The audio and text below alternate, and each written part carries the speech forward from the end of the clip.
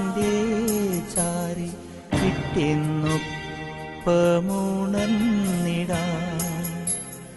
കരയുന്നോ നിങ്ങൾ എന്തിനായി? ഞാനൻ സ്വന്ത ദേശത്ത് പോകുമ്പോൾ കഴിയുന്നു യാത്ര ഇത്ര നാൾ കാത്ത ഭവനത്തിൽ ഞാനും ചെന്നിതാ. പോകുന്നേ ഞാനും എൻ ഗൃഹം തേടി ദൈവത്തോടു തുറന്നിടാൻ.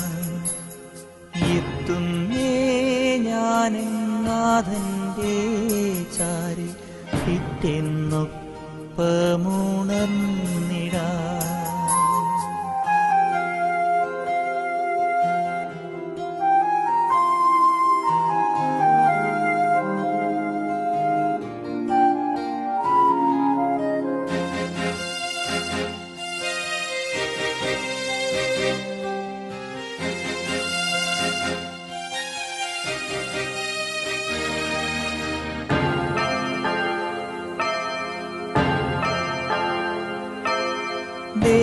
ദേഹമെന്നൊരാ വസ്ത്രമൂരി ഞാൻ 6 അടി മണ്ണിലാഴ്ത്തവേ, ഭൂമിയെന്നൊരാ കൂടുവിട്ടു ഞാൻ സ്വർഗമാം വീട്ടിൽ ചെല്ലവേ.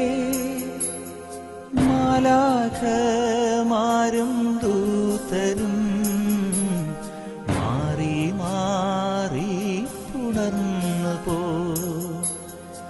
ആധിവ്യാധികൾ അന്യമായി കർത്താവേ ജന്മം ധന്യമായി. പോകുന്നേ ഞാനും എൻ ഗൃഹം തേടി ദൈവത്തോടു തുറന്നിടാൻ. എത്തുന്നേ ഞാനും നാഥന്റെ ചാരി വിട്ടെന്നൊപ്പമുണർന്നിടാൻ.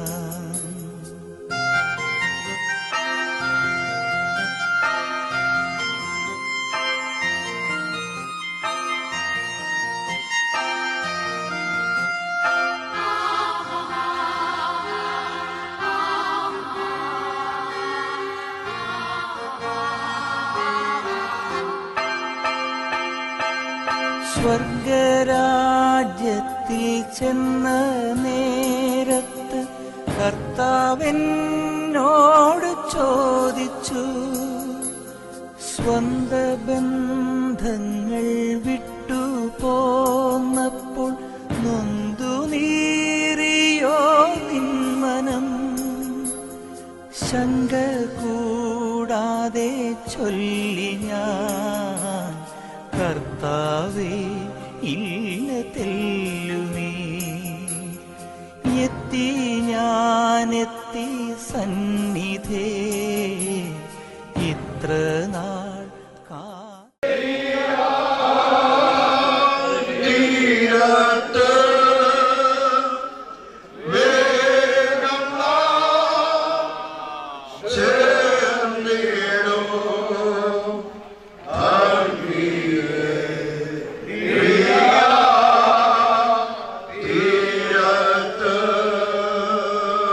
Sri Rama Sargata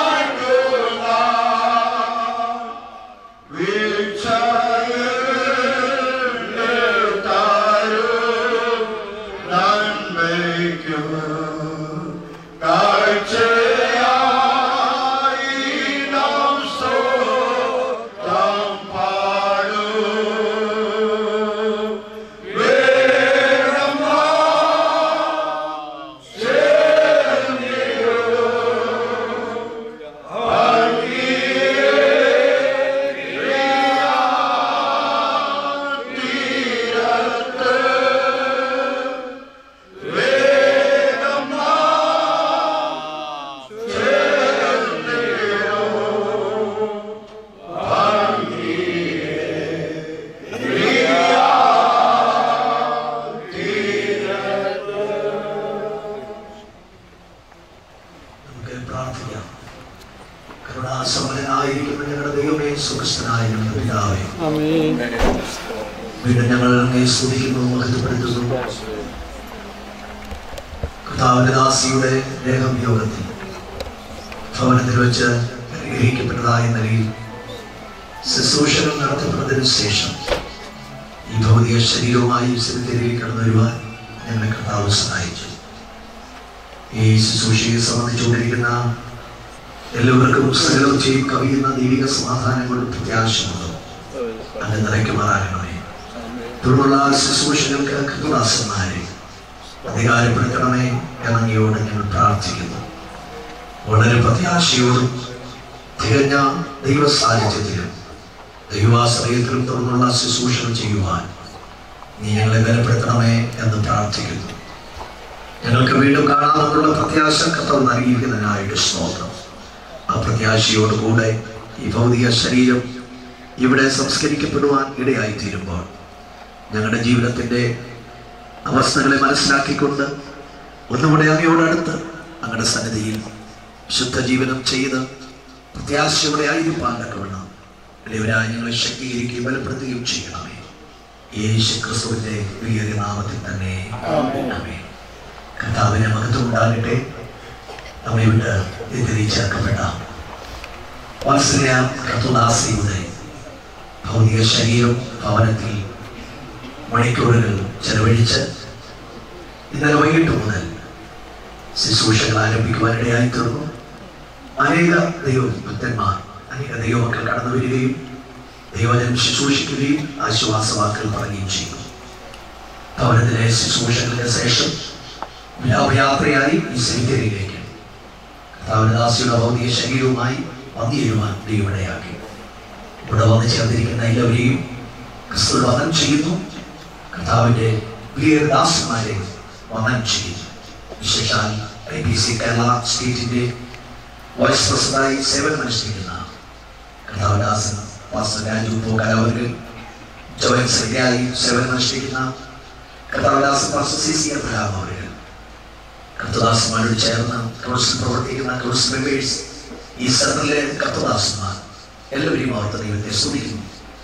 കർത്താവദാസിന്റെ ഭൗതിക ശരീരം ഇവിടെ സംസ്കരിക്കുവാനായിട്ടുള്ള അവസാന ശുശ്രൂഷയിൽ നാം എത്തിയിരിക്കുന്നു. തുടർന്നുള്ള ശുശ്രൂഷകൾ ഇന്ത്യൻ പെന്തക്കോസ്ത് ദൈവസഭ കേരള സ്റ്റേറ്റ് കൗൺസിലിന്റെ ചുമതലയിൽ ആ ബഹുമതിയോടുകൂടി ഏറ്റവും ആദരവോടും ബഹുമാനത്തോടും കൂടെ കർത്തദാസിയെ യാത്രയക്കുവാൻ നാം വന്നിരിക്കുകയാണ്. തുടർന്നുള്ള ശുശ്രൂഷകൾ നിർവഹിക്കാൻ ബഹുമാന്യൻ ശ്രേഷ്ഠമായ കർത്താവദാസൻ പാസ്റ്റർ രാജു അവരെ ഞാൻ ചുമതലപ്പെടുത്തുന്നു. ദൈവം നമ്മെ ആശ്വസിക്കുമാറാകട്ടെ.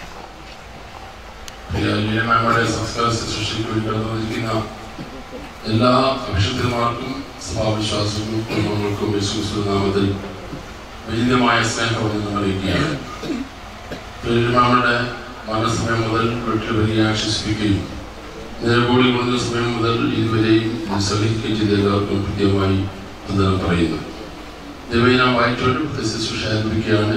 1 കൊരിന്ത്യർ 15-ാം അധ്യായത്തിന്റെ 12 മുതൽ 28 വരെയുള്ള വാക്യങ്ങളും 35 മുതൽ 58 വരെ വാക്യങ്ങൾ വായിക്കാൻ പോവുകയാണ്. പതിക്കുന്ന യുവദാസന്മാരെല്ലാം ബൈബിൾ തുറന്ന് ഈ 2-3 വാക്യങ്ങൾ വീതം ശബ്ദം വീഴ്ത്തി വായിക്കണമെന്ന് ദൈവനാമത്തിൽ ഓർപ്പിക്കുന്നു. ക്രിസ്തു മരിച്ചിട്ട് ഉയർത്തെഴുന്നേറ്റ് എന്ന് പ്രസംഗിച്ചു വരുന്ന അവസ്ഥയ്ക്ക് മരിച്ചവിടെ പുനരുത്ഥാനമില്ല എന്ന് നിങ്ങൾ ചില പറയുന്നത് എങ്ങനെ? മരിച്ചവിടെ പുനരുത്ഥാനമില്ല എങ്കിൽ ക്രിസ്തു ഉയർത്തെഴുന്നേറ്റിട്ടില്ല.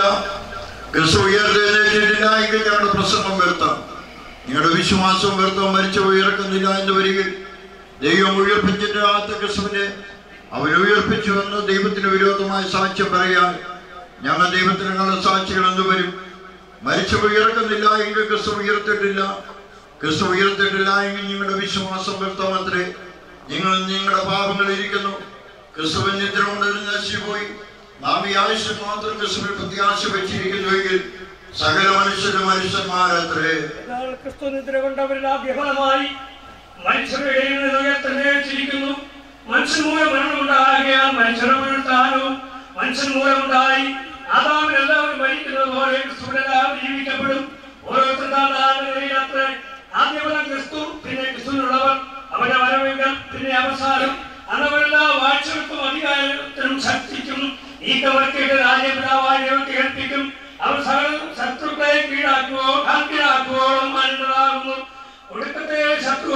നീങ്ങിപ്പോകും. സകലത്തെ കീഴാക്കിയിരിക്കുന്നുണ്ടല്ലോ, സകലവനെ കീഴ്പ്പെട്ടിരിക്കുന്നു എന്ന് പറഞ്ഞാൽ സകലത്തെയും കീഴാക്കി കൊടുത്തവൻ ഒഴികെ എത്രയെന്ന വസ്ത്രം.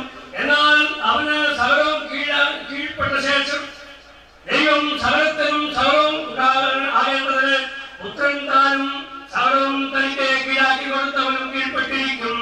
ഒരുവൻ മരിച്ചവർ എങ്ങനെ ഉയർത്തുന്നു എന്നും ഏതുവിധം ശരീരത്തോട് വരുന്നു എന്നും ചോദിക്കും.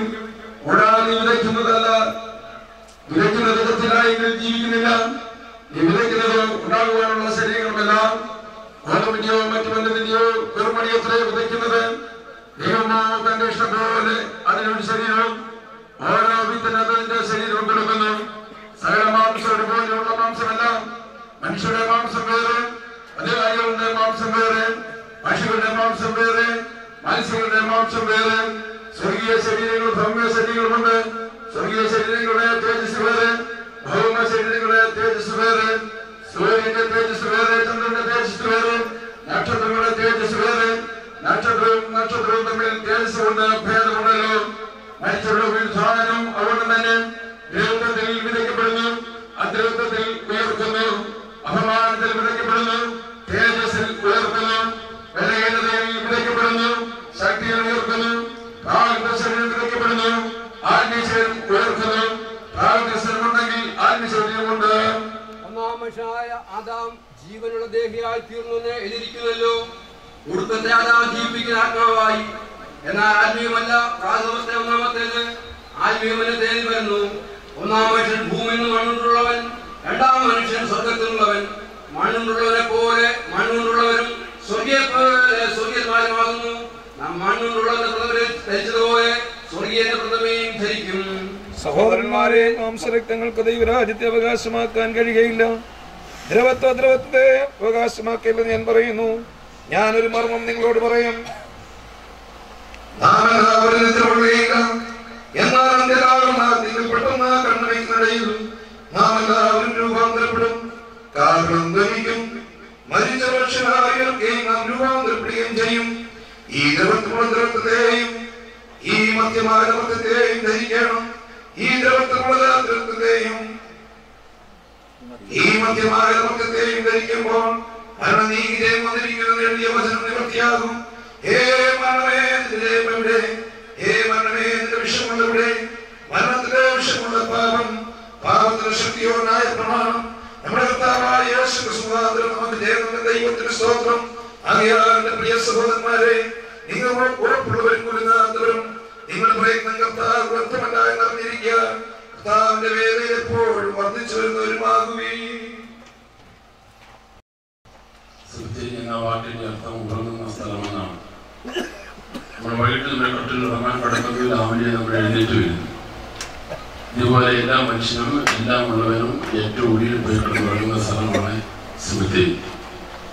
കൊരിന്ത്യ ലേഖനത്തിന്റെ അപ്പോസ്തലനായ പൗലോസ് എഴുതിയ ഭാഗമാണ് വായിച്ചു കേൾപ്പിച്ചത്.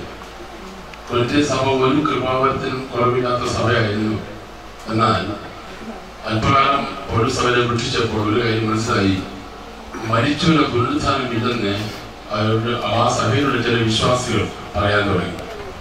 കൃപാവരണം കുറവില്ലാത്ത സഭയാണെങ്കിൽ പോലും അല്പകാലം കഴിഞ്ഞപ്പോൾ വിശ്വാസം ക്ഷീണിച്ച് മരിച്ചവർക്ക് പുനരുത്ഥാനമില്ല എന്ന് പറയാൻ തുടങ്ങിയപ്പോൾ മരിച്ചവർക്ക് പുനരുത്ഥാനം ഉണ്ടെന്ന് പറഞ്ഞ് ഉറപ്പിക്കാനായിട്ട് പൗലോസ് എഴുതിയ വേദഭാഗമാണ് വായിച്ചു കേൾപ്പിച്ചത്. അത് മരണസമയത്ത് വായിച്ചു കേൾപ്പിക്കാൻ വേണ്ടി മാത്രമായിട്ട് എഴുതിയ ഒരു ഭാഗമല്ല എന്ന് തിരിച്ചറിയേണ്ടതാണ്. നമ്മുടെ പല ചിന്ത മരിക്കാത്ത മരിച്ചവരെ സെമിത്തേരിയിൽ വായിക്കാനാണ് പൗലോസ് എഴുതി വെച്ചിരിക്കുന്നതെന്നാണ് പലരുടെയും ചിന്ത. അങ്ങനെ എൻ്റെ പ്രിയമുള്ളവരെ, ഇവിടെ പൗലോസ് പറയുന്ന ഒന്നാമത്തെ കാര്യം, യേശുക്രിസ്തു ഉയർത്തെഴുന്നേറ്റിട്ടുണ്ടെങ്കിൽ അവന്റെ ശിഷ്യന്മാരായ നമ്മളും ഉയർത്തെഴുന്നേൽക്കും. അതാണ് നമ്മുടെ പ്രത്യാശ എന്ന് പറയുന്നത്. 3 വിധ ചിന്തകളുണ്ട്. ഒന്ന്, മനുഷ്യനെ ഒന്നുമില്ല, മറ്റു മൃഗങ്ങളെ പോലെ മനുഷ്യൻ ജീവിക്കുന്നു, ചാകുന്നു.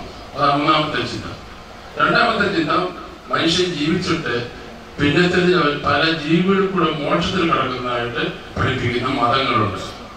മൂന്നാമത്തെ ചിന്തയാണ് മനുഷ്യൻ മരിച്ച ശേഷം അവന് കർത്താവിന്റെ ശബ്ദം കേൾക്കുമ്പോൾ ഉയർത്തെഴുന്നേറ്റ് വരുന്ന ആ പ്രത്യേക അനുഭവം. നമ്മളതിലാണ് നമ്മൾ വിശ്വസിക്കുന്നത്. ഉൽപ്പത്തി പുസ്തകം 1-ാം അധ്യായത്തിൽ മരണത്തെ കുറിച്ച് ഒരു വാക്കും പറയുന്നില്ല. ഉൽപ്പത്തി പുസ്തകം 2-ാം അധ്യായത്തിലാണ് മരണം എന്ന വാക്ക്. ഇങ്ങനെയാണ്, വൃക്ഷത്തിന്റെ ഫലം തിന്നുന്ന നാളിൽ നീ ചേർന്ന് പറഞ്ഞു നീ മരിക്കും. മരിക്കും എന്ന് പറഞ്ഞ വാക്കിന്റെ അർത്ഥം ആദാമിനെ ഹവ്വായ്ക്ക് മനസ്സിലായില്ല. കാരണം അന്ന് വരെ ആരും മരിച്ചിട്ടില്ല. 3-ാം അധ്യായത്തിലാണ് ആദ്യം മരണം സംഭവിക്കുന്നത്. ഇവരുടെ ശാരീരികമായിരുന്നില്ല, ആത്മീയമായ മരണം സംഭവിച്ചു. വൃക്ഷത്തിന്റെ ഫലം തിന്നു ഒരു ഉടുപ്പിന്റെ തേജസ് നഷ്ടപ്പെട്ടു. ഉൽപ്പത്തി പുസ്തകം 4-ാം അധ്യായത്തിലാണ് ഈ ലോകത്തിലെ ആദ്യത്തെ മരണം സംഭവിക്കുന്നത്. അത് സ്വാഭാവിക മരണമായിരുന്നില്ല, കൊലപാതകമായിരുന്നു. കയീൻ തന്റെ സ്വന്തം സഹോദരനായ ഹാബേലിനെ കൊല്ലുകയായിരുന്നു. ഉൽപ്പത്തി പുസ്തകം 5-ാം അധ്യായത്തിൽ വേദശാസ്ത്രികൾ ശവ കളറുകളുടെ അധ്യായം എന്ന് പറയുന്നത് മരിച്ചു അടക്കി നിന്നിട്ടുണ്ട്.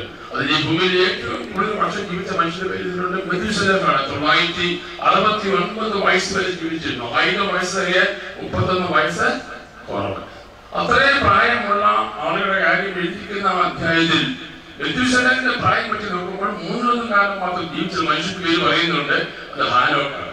ഹാനോക്ക് ആകെ 365 വർഷമേ ജീവിച്ചുള്ളൂ. പക്ഷെ അടുത്തിരിക്കുന്നു അവൻ 300 സംവത്സരം ചേർന്ന് പറഞ്ഞ് 300 സംവത്സരം ദൈവത്തോട് ശബ്ദം കൊണ്ട് പറഞ്ഞ് ദൈവത്തോട് കൂടെ 365 വയസ്സ് ജീവിച്ചപ്പോൾ 300 വർഷം ആരോട് നടന്നു. അപ്പൊ ദൈവം എന്ത് ചെയ്യുന്നു? ദൈവം അവനെ എടുത്തുകൊണ്ടതിനാൽ പറഞ്ഞു. എന്താ അർത്ഥം? ദൈവത്തോട് നടക്കുന്നവനെ ദൈവം എടുത്തോണ്ട് പോകും. കാരണം സ്വന്തം പറഞ്ഞാണ് ശവക്കുഴികൊണ്ട് തീരുന്ന ജീവിതമല്ല പ്രിയമുള്ളവരെ. നമ്മുടെ ശവക്കുഴിക്ക് അപ്പുറത്തായി നമുക്കൊരു ജീവിതമുണ്ട്. ദൈവത്തോട് നടക്കുന്നവരെ ദൈവത്തോട് പോകും. പ്രിയമാവ കഴിഞ്ഞ ദീർഘവർഷങ്ങൾ ദൈവത്തോട് കൂടെ നടന്നു. ദീർഘവർഷങ്ങൾ അത് സാധാരണ സഹോദരിമാരുടെ റോളുണ്ടായിരുന്നു. പ്രിയമാവിക്ക് തന്റെ ആയുസിന്റെ ഏറിയ പങ്കും ഉപവാസത്തിനും പ്രാർത്ഥനയ്ക്കും ശുശ്രൂഷയ്ക്കും ആമയിൽ പ്രവചനത്തിനും വെളിപ്പാടും ആത്മാക്കളെ നിർവാഹത്തായിരിക്കും. ഞങ്ങളുടെ സമയത്തിന്റെ ധാരാളം കുടുംബങ്ങൾ ഇടമാരുടെ ശുശ്രൂഷയിൽ വന്നിട്ടുണ്ട്. ഞാൻ തുടങ്ങുമ്പോൾ ഞാനൊരു ഭാര്യ 3-4 പേരുണ്ടായിരുന്നു. ആദ്യകാലത്തെ സമുദായ കൂട്ടായ്മകൾ ഇവിടെ നടക്കുന്ന കാലമായിരുന്നു. അവിടെയുള്ള പ്രധാനപ്പെട്ട പല കുടുംബങ്ങൾ ഇടമാവ് വിളിച്ച് താമസിപ്പിച്ച് പ്രാർത്ഥിക്കുകയായിരുന്നു. ആ പല വീടിന്റെ കെട്ടുകൾ പ്രാർത്ഥിച്ചഴിക്കുകയാണ്. താമസിച്ച് കെട്ടിടഴിക്കുമായിരുന്നു. എനിക്ക് 10-30 കുടുംബമെങ്കിലും ഇടമാവിടെ ശുശ്രൂഷയിൽ ഞങ്ങളുടെ സഭയിൽ ആ കാലഘട്ടങ്ങളിൽ ഭിന്നത്തിൽ വന്നിട്ടുണ്ട്. ഇരുന്ന് പ്രാർത്ഥിക്കും. പ്രവചനബലം അതിന്റെ ആധികാരികതയിലെ ആർക്കും വിരൽ റെഡിയാകാത്ത നിലയിൽ ശക്തമായി പ്രവചിക്കുമായിരുന്നു. വെളിപ്പാടുകൾ ഫലമായിരുന്നു. വചനത്തിലൂടെ പ്രസംഗിക്കുമായിരുന്നു. എഴുന്നേറ്റ് നിന്ന് 3/4 മണിക്കൂർ 1 മണിക്കൂർ ഉപവാസ പ്രാർത്ഥനയില് പ്രസംഗിക്കുന്ന സമയത്ത് ആ മുഖത്ത് നുള്ളുന്ന തേജസ് ഞാൻ പ്രത്യേകം ശ്രദ്ധിച്ചിട്ടുണ്ട്. ഏലിയാവിന്റെ പദപ്പ എന്ന് പറഞ്ഞ പോലെ ആ പദപ്പ പ്രിയ മകൻ സാഹചര്യങ്ങൾ ദൈവത്തെ കാര്യങ്ങൾ സ്വന്തം പറഞ്ഞാട്ടെ. അത് നിന്നു പോയില്ല. അത് വീണ്ടും ജ്വലിപ്പിക്കുവാൻ ഒരു തലമുറയെ ദൈവം കണ്ടുവച്ചു. പ്രിയമക്കളും കുഞ്ഞുങ്ങളും മക്കളും മരുമക്കളും കൊച്ചുമക്കളും എല്ലാം ആത്മീയ നിലവാരപ്പെടുത്തും. കാരണം എന്താ അറിയാമോ? ജീവിതം കൊണ്ട് ദൈവത്തെ ബന്ധപ്പെടുത്തുകയാണ്. ഞങ്ങൾ പറയാം, ഒരു പാസ്റ്റർ നേടിയതിനേക്കാൾ 100 മടങ്ങ് ആത്മാക്കളെ പ്രിയം നേടിയിട്ടുണ്ട്. നമ്മൾ അവിടെ ചെല്ലുമ്പോൾ നമ്മൾ അറിയും. കീഴങ്ങൾ ചൂടി തേജസ്സുള്ള ശരീരത്തോടെ പ്രിയമകൾ കാണുമെന്ന് ഉറപ്പുള്ളവർക്ക് സ്വാഗതം ചെയ്താണ്. പാസ്റ്ററെ അടക്കുന്നതിനേക്കാൾ ഗൗരവമായിട്ടാണ് ഞാൻ പ്രിയമക്കാരോട് വന്നിരിക്കുന്നത്. പല പ്രോഗ്രാമുകളായിട്ട് കേരള സ്റ്റേറ്റിന്റെ എല്ലാ ബഹുമതികളോടാണ് ഇവിടെ നടക്കുന്നത്. കേരള സംസ്ഥാനത്തിന്റെ ജോയിന്റ് സെക്രട്ടറി അവിടെയുണ്ട്. പ്രിയ ഉൾപ്പെടെയുള്ള പ്രിയപ്പെട്ടവരുടെ അടക്കത്തിൽ പങ്കെടുക്കുന്നുണ്ട്. കൃഷി തോമസിനും ഇവിടെ എത്തിച്ചേരാൻ കഴിഞ്ഞിട്ടില്ല. അനുസരണം അറിയിച്ചിട്ടുണ്ട്. ഒരു പാസ്റ്റർ അടക്കുന്നതിനേക്കാൾ ഗൗരവമായ നിലയിൽ IPCയുടെ എല്ലാവിധമായ ആദരവോടെയാണ് ഞങ്ങൾ പ്രിയ ലീലമാമയോടെ അടക്കുന്നത്.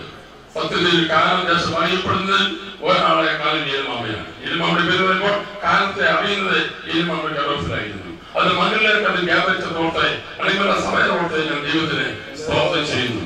ഈ കുടുംബത്തിൽ കൂടെ ഈ ദാസിൽ കൂടെ കൊടുത്ത എല്ലാത്തിനും നന്ദി പറയുന്നു. ഇത്രയും ഭാഗമായ രോഗവും ക്ഷീണവും ഡയാലിസിസ് ഉണ്ടായിരുന്നെങ്കിലും അതൊന്നും മുഖത്ത് വ്യാപരിച്ചിട്ടില്ല. ഉപസിക്കാൻ പ്രാർത്ഥിക്കാൻ ഒരു മടിയും കാണിച്ചിട്ടില്ല. നമ്മുടെ ജീവിതമാണ് ഏറ്റവും വലുത്. പല ആളുകൾ പ്രായമാകുമ്പോൾ ത്യാഗി മരിച്ചു മറ്റുള്ള ഭാരമായി വഹിക്കുമ്പോൾ നീതിമാന്റെ മരണം ഉറക്കമെന്ന് എഴുതിക്കുന്ന പോലെ ഡയാലിസിസിന്റെ വഴിയിൽ പ്രിയ അമ്മാമയെ കർത്താവ് വിളിച്ചതോർത്ത് കാലം ദൈവത്തെ സ്തോത്രം ചെയ്തു. അപ്പോസ്തലനായ പൗലോസ് ഈ ഭാഗത്ത് പറഞ്ഞിരിക്കുന്നത് ഈ ശരീരത്തിന് 7 താഴ്ചയുണ്ടെന്നാണ്. 1 ഇത് താഴ്ചയുള്ള ശരീരമാണ്. 2 ഇത് ദ്രവത്വമുള്ള ശരീരമാണ്. 3 ഇത് അപമാനമുള്ള ശരീരമാണ്. 4 ഇത് ബലഹീനമായ ശരീരമാണ്. 5 ഇത് പ്രാകൃതമായ ശരീരമാണ്. ഇത് മൺമയമായ ശരീരമാണ്, ഏത് മധ്യമായ ശരീരമാണ്. ഈ ശരീരത്തിന് 7 വിധ താഴ്ചയുണ്ട്. കർത്താവ് വരുമ്പോൾ 7 വിധ താഴ്ചയ്ക്ക് 7 വിധ മഹത്വം തരാൻ പോവുകയാണ്. അത് ഞാൻ പറയുമ്പോൾ വിശ്വാസപ്പെടുന്നു. ഒന്ന്, ഇത് അത്യുത്തമ ശരീരമായി മാറാൻ പോവുകയാണ്. 2, തേജസ്സുള്ള ശരീരമായി മാറാൻ പോവുകയാണ്. 3, ശക്തിയുടെ ശരീരമായി മാറാൻ പോവുകയാണ്. 4, ആത്മീയമായ ശരീരമായി മാറാൻ പോവുകയാണ്. 5, സ്വർഗീയമായ ശരീരമായി മാറാൻ പോവുകയാണ്. 6, അമർത്യമായ ശരീരമായി മാറാൻ പോവുകയാണ്. 7, അക്ഷയമായ ശരീരമായി മാറാൻ പോവുകയാണ്. 7 വിധ താഴ്ചയ്ക്ക് 7 വിധ മഹത്വം. രക്ഷിക്കപ്പെട്ട് കൈകൊടുക്കുമ്പോൾ എന്താ സംഭവിക്കാൻ പോകുന്നത്? എന്താ ഭാഷ എന്താ സംഭവിക്കാന വലിയ കാര്യമൊന്നുമല്ല, വലിയ കാര്യം തന്നെയാണ്. സമർപ്പിലുള്ള ജീവിതം ജീവിതമല്ല. അമ്മയുടെ ഉദരത്തിൽ നമ്മൾ 9 മാസവും 9 ദിവസവും കടന്നു. അന്ന് വരെ നമ്മുടെ ലോകം അമ്മയുടെ ഗർഭപാത്രമായിരുന്നു. നമ്മുടെ ലോകം നമ്മൾ വിചാരിച്ചു ഇതാണ് ലോകം എന്ന്. പക്ഷേ ലേബറുകൾ പുറത്തു വന്നപ്പോൾ ഒരു കാര്യം മനസ്സിലായി, അമ്മയുടെ ഗർഭപാത്രമായ ലോകം ഇതിനപ്പുറത്ത് വേറെ ലോകമുണ്ട്. അത് നമ്മൾ താമസിച്ചുകൊണ്ടിരിക്കുന്ന ലോകം. 80 വർഷം 85 വർഷം ഈ ഭൂമിയിൽ നമ്മൾ ജീവിച്ചു കഴിയുമ്പോൾ മരണമെന്ന വാതിൽ കൂടെ നമ്മളിതാ വേറൊരു ലോകത്തേക്ക് പോവുകയാണ്. അതിനെ 2 തിരിച്ചിരിക്കുന്നത്. ഒന്ന് അബ്രഹാമിന്റെ മടി, മറ്റൊന്ന് യാത്രാ സ്ഥലം. ദൈവത്തെ അറിയുന്നത് പോകുന്നത് അബ്രഹാമിന്റെ മടിയിൽ പർദീസിലേക്കാണ്. ദൈവത്തെ അറിയാത്തത് പോകുന്നത് യാത്രാ സ്ഥലത്തേക്കാണ്. അമ്മാവൻ നിത്യശാന്തിക്ക് വേണ്ടി ഇനി ഇവിടെ ഒരു പ്രാർത്ഥനയുമില്ല, ഒരു കർമ്മവും 1, 2, 3, 4, 40 അടിയന്തരങ്ങൾ ഒന്നുമില്ല. കാരണം അമ്മാവ ജീവിച്ചിരിക്കുമ്പോൾ തന്നെ രക്ഷിക്കപ്പെട്ട് സ്നാനപ്പെട്ട് അഭിഷേകം പ്രാപിച്ച് തന്റെ ആത്മാവിന്റെ എല്ലാ ശാന്തിയും കൈക്കൊണ്ടത് പറഞ്ഞാണ്. നിങ്ങൾ ആരെങ്കിലും രക്ഷിക്കപ്പെട്ടില്ലെങ്കിൽ, സ്നാനപ്പെട്ടില്ലെങ്കിൽ, പരിശുദ്ധമായ ശക്തി പ്രാപിച്ചിട്ടില്ലെങ്കിൽ ഈ ശുശ്രൂഷയെ പങ്കെടുക്കുമ്പോൾ നിങ്ങൾ എല്ലാവരും യേശു ക്രിസ്തുവിന്റെ മക്കളായി തീരുവാൻ, ഈ ബൈബിൾ തുറന്നു വായിച്ച് യേശുവിന്റെ മകനെ മുഴുവനായി തീരുവാൻ സവിശേഷതയെ സഹായിക്കട്ടെ എന്ന് പ്രാർത്ഥിക്കുന്നു. ഇത്ര വലിയ ജനാവലിയുടെ കൂടാനുള്ള കാര്യം എന്താണ്? ഈ മാന്യത ജീവിച്ച ജീവിതമാണ്, തന്റെ ശുശ്രൂഷയാണ്, ജീവിത ഉപദേശവും ഒരുപോലെ സൂക്ഷിച്ചപ്പോൾ വീരമാരുടെ പുരുഷനും ഞങ്ങൾ വളരെ സന്തോഷമാണ്. എല്ലാവരും ആദരവോടെ ഈ നൃത്തങ്ങൾ സംസ്കരിക്കാൻ പോകുന്നു. സമയപ്രദം ഞങ്ങൾ നിർത്തുകയാണ്. തുടർന്ന് നമ്മളെല്ലാം ചേർന്ന് ഒരു പാട്ട് പാടിക്കൊണ്ടിരിക്കുമ്പോൾ ദയവായി താത്തു വെച്ച് അതിന് മൂടി വെച്ച ശേഷമായി അതടച്ച് നമുക്ക് ശരീരമൊക്കെ മാറ്റാവുന്നതാണ്. അതിനുവേണ്ടി ഉത്തരവാദിത്തപ്പെട്ട പ്രിയപ്പെട്ടവർ അത് ചെയ്യണമെന്ന് ദൈവനാമത്തിൽ ഓർപ്പിക്കുന്നു.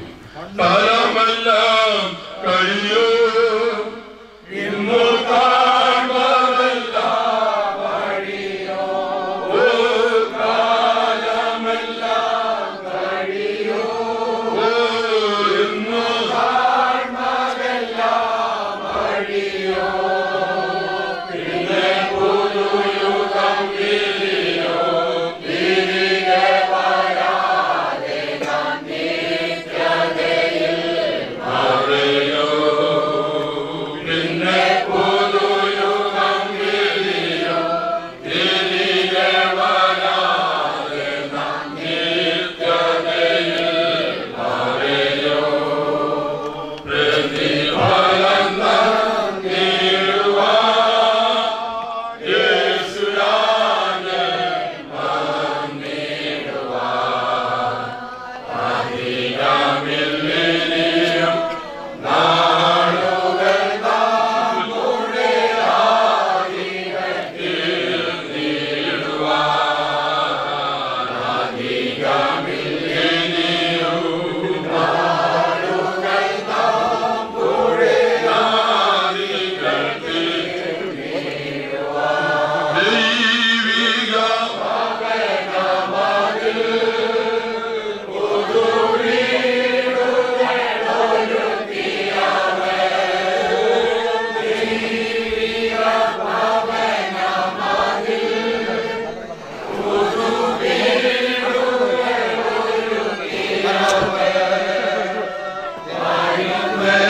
ഭവനമതിൽ നമ്മെ ചേർത്തിടുവാൻ നടുവാൻ അതിൽ ദൂതരുവാൻ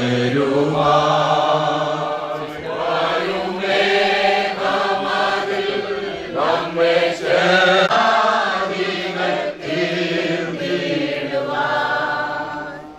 ഞാൻ വലിയൊരു വെള്ള സിംഹാസനവും അതിലൊട്ടങ്ങിയിരിക്കുന്നതും കണ്ടു. അവന്റെ സന്നിധിയിൽ ഭൂമി ആകാശം ഓടിപ്പോയി, അവയെ പിന്നെ കണ്ടില്ല.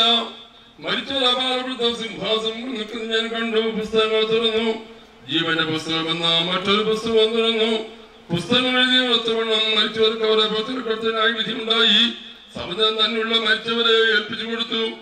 മരണവും പാതാളവും തങ്ങളുടെ മരിച്ചവരെ ഏൽപ്പിച്ചു കൊടുത്തു. ഓരോരുത്തന്നെ അവനവന്റെ പുറത്തിനടുത്ത് വിധിയുണ്ടായി. മരണത്തെയും പാതാളത്തെയും തീപ്പയ്ക്ക് തള്ളിയിട്ടു. ഈ തീപ്പയ്ക്ക് രണ്ടാമത്തെ മരണം. ജീവസ്വത്തിൽ എഴുതി കാണാത്ത അവനെയും തീപ്പയ്ക്ക് തള്ളിയിടും. ഞാൻ പുതിയ ആകാശവും പുതിയ ഭൂമിയും കണ്ടു. ഒന്നാമത്തെ ആകാശം ഒന്നാമത്തെ ഭൂമി ഒഴിഞ്ഞുപോയി. സമുദ്രം ഇനിയില്ലാത്ത ദൈവത്തിന്റെ കൂടാരം.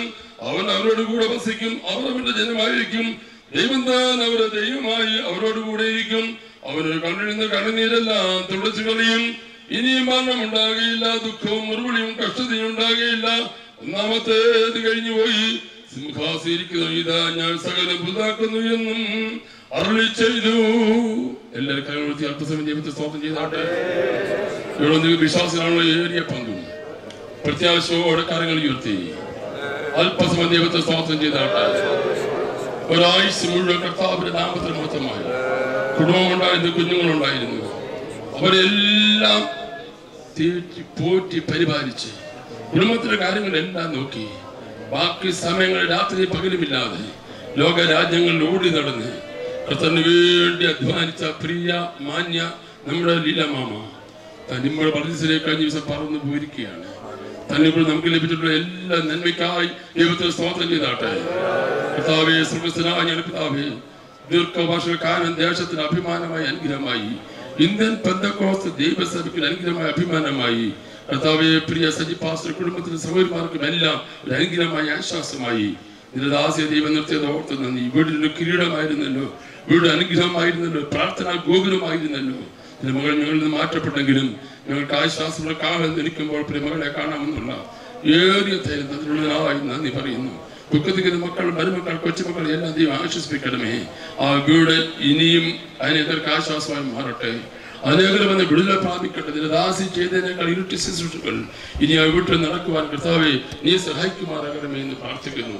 സമാധാന പ്രത്യാശയോടെ ഞാൻ ഈ സമയത്തിൽ വിട്ട് പോകുവാൻ ദൈവം സഹായിക്കണമേ എന്ന് പ്രാർത്ഥിക്കുന്നു. യേശുക്രിസ്തുവിന്റെ നാമത്തിൽ തന്നെ. ഈ ഭൂമി നമുക്ക് വേണ്ടി ആരെല്ലാം പ്രാർത്ഥിക്കാമെന്ന് പറഞ്ഞാലും സ്വന്തം അപ്പനും അമ്മയും പ്രാർത്ഥിക്കുന്നത് ആത്മാർത്ഥമായി വേറെ ആരും പ്രാർത്ഥിക്കുന്നില്ല. ഒരു ദിവസം പോലെ മറന്നു പോകാത്ത പ്രാർത്ഥിക്കുന്നത് രണ്ടേ പേർ അപ്പനും അമ്മയുമാണ്. ഒരു കുഞ്ഞുങ്ങൾ ഉയരുന്നില്ല, അസുഖയില്ലാത്ത രണ്ടേ പേർ അപ്പനും അമ്മയുമാണ്. ഇവിടെ പ്രാർത്ഥിക്കുന്ന മാതാവിനെ നഷ്ടപ്പെട്ടിരിക്കുകയാണ്. ആ വിടവ് ആ വീട്ടിൽ നികത്തുവാൻ നിങ്ങൾ എല്ലാവരും ആ കുടുംബത്തെ ഓർത്ത് പ്രാർത്ഥിക്കണമെന്ന് ഓർപ്പിക്കുന്നു. കുഞ്ഞുങ്ങളോട് എനിക്കൊരു വാക്ക് പറയാനുണ്ട്. മാതാപിതാക്കൾ ജീവിച്ചിരിക്കുമ്പോൾ മക്കളും മരുമക്കളും എല്ലാം വലിയ സ്നേഹവും ബന്ധവുമാണ്.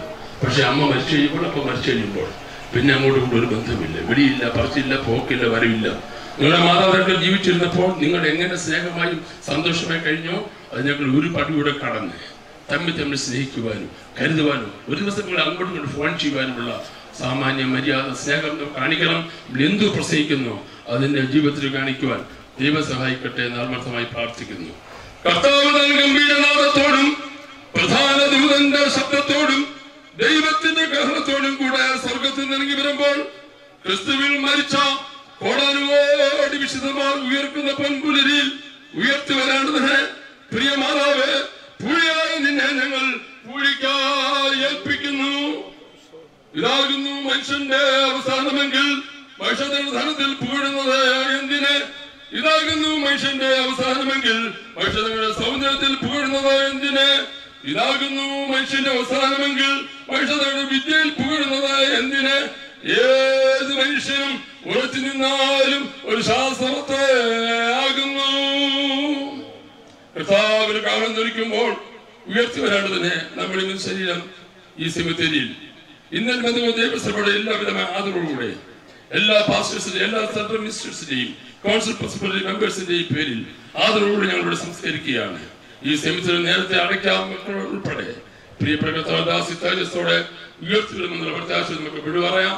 കർത്താവിന്റെ ദാസ പാസ്റ്റർ CC പ്രാർത്ഥിച്ച് ഇവിടുത്തെ ശുശ്രൂഷ അവസാനിപ്പിക്കുന്നതാണ്. നമുക്കറിയാം, ഇവിടെ രാഷ്ട്രീയ നേതാക്കന്മാർ മന്ത്രിമാർ ഭരിക്കുമ്പോൾ ആചാരവിളികൾ മേപ്പോട്ട് ഉയർത്തി അവരെ ബഹുമാനിച്ചാണ് ഇവിടെ ആളുകൾ. കഴിഞ്ഞ ദീർഘവർഷക്കാർ ഈ ഭൂമിയിൽ കർത്താവിൽ നിന്ന പ്രിയ സഹോദരിയെ ആദ്യം യാത്രയ്ക്ക് ആഗ്രഹി. പക്ഷെ നമുക്ക് ഒരു കാര്യം ചെയ്യാം, എല്ലാവരും കാര്യങ്ങളൊക്കെ 3 ഹല്ലേലൂയ നമുക്ക് ഉറക്കാൻ പറഞ്ഞ നമ്മുടെ ദിവസം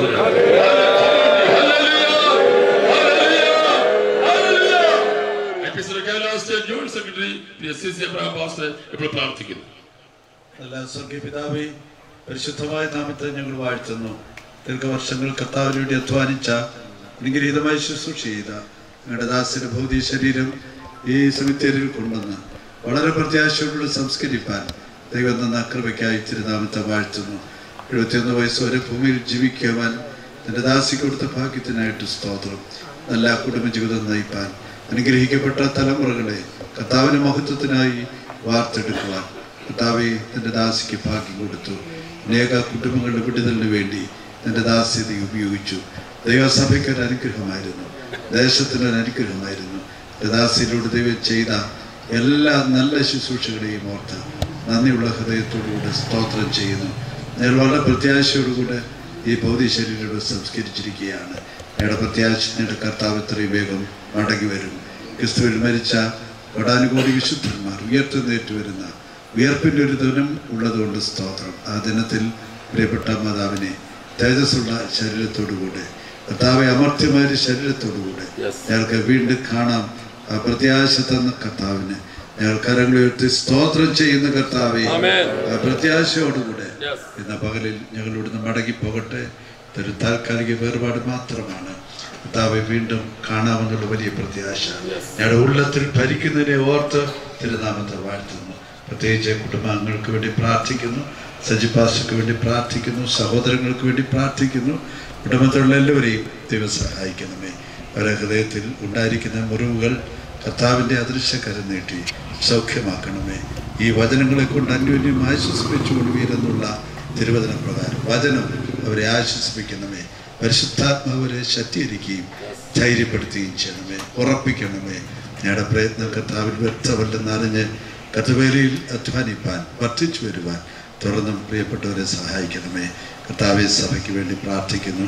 ദൈവസഭയിൽ പ്രാർത്ഥിക്കുന്ന ഒരു മാതാവിൻ്റെ വേർപാട് സഭയ്ക്ക് നഷ്ടമാണ്. ആ സഭയിൽപ്പെട്ട എല്ലാ ദൈവമക്കളെയും ദൈവം അനുഗ്രഹിക്കണമേ. പ്രത്യേകിച്ച് കർത്താവിൻ്റെ ദാസിനെയും കുടുംബത്തെ ഓർത്ത് പ്രാർത്ഥിക്കുന്നു. ഈ ശുശ്രൂഷയിൽ രാവിലെ മുതൽ കഴിഞ്ഞ ദിവസം മുതൽ എല്ലാ ശുശ്രൂഷകളും ലീഡ് ചെയ്യാൻ എൻ്റെ ദാസിനെ സഹായിച്ചല്ലോ. ദാസിനെയും കുടുംബത്തെ അനുഗ്രഹിക്കണമേ. ഈ സെൻ്ററിലുള്ള എല്ലാ കർത്തദാസന്മാരെയും സഹായിക്കണമേ. ഈ ശുശ്രൂഷയിൽ പങ്കെടുക്കുന്ന കർത്തദാസന്മാർ, ദൈവജനങ്ങൾ, വന്നുചേർന്ന എല്ലാവരെയും ദൈവം ആശ്വസിപ്പിക്കുകയും പ്രത്യാശ കൊണ്ട് നിറയ്ക്കുകയും ചെയ്യണമേ. ഞങ്ങൾക്കൊരു ജീവിതം ദൈവം തന്നു. എത്ര കാലവും ഞങ്ങൾക്ക് അറിഞ്ഞുകൂടാ. ഈ ജീവകാലം അങ്ങയുടെ മഹത്വത്തിനായി തീരാൻ ഞങ്ങളെല്ലാവരും ഒരിക്കലൂടെ സമർപ്പിക്കുന്ന കർത്താവെ, ഇവിടം വിട്ട് ഞങ്ങൾ പോകുമ്പോൾ പ്രിയൻ്റെ അടുത്തേക്ക് വന്നു ചേരാനുള്ള ഒരുക്കത്തോടുകൂടി ജീവിപ്പാൻ എല്ലാവർക്കും കൃപ തരണമേ. ഞങ്ങളുടെ കർത്താവ് എത്രയും വേഗം മടങ്ങി വരും എന്നുള്ളതുകൊണ്ട് സ്തോത്രം. യേശു ക്രിസ്തു വരാറായി. ഞങ്ങളതിനായി കാത്തിരിക്കുന്നു. ക്രിസ്തു യേശുവിൻ്റെ നാമത്തിൽ പ്രാർത്ഥിക്കുന്നത് കേൾക്കുമാറാകണമേ. നമ്മുടെ കർത്താവിൻ്റെ രക്ഷിതാവുമായ യേശു ക്രിസ്തുവിൻ്റെ കൃപയും പിതാവായ ദൈവത്തിൻ്റെ സ്നേഹവും ആശ്വസിപ്പിച്ച് വഴി നടത്തുന്ന പരിശുദ്ധാത്മാവിൻ്റെ കൂട്ടായ്മയും സഹവാസവും നമ്മോർത്ത് പ്രാർത്ഥിച്ച എല്ലാ വിഷയങ്ങളോടും വിശേഷം വേർപാടിൻ്റെ ദുഃഖത്തിലായിരിക്കുന്ന കുടുംബാംഗങ്ങളോടുകൂടെ ഉണ്ടായിരിക്കുമാറാകട്ടെ. ആമേൻ.